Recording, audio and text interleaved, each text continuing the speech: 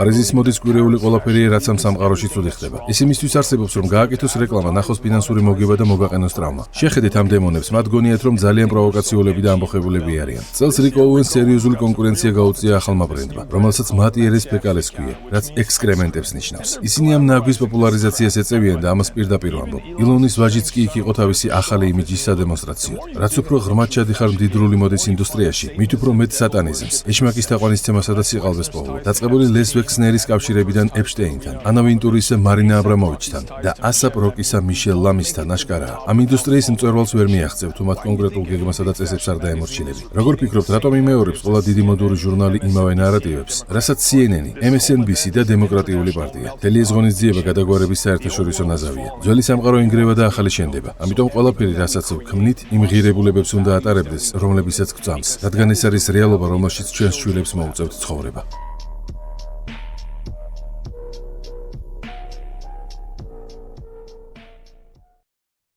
გამოიწერე და გაიგე ამბები ლიბერალური ცენზურის გარეშე.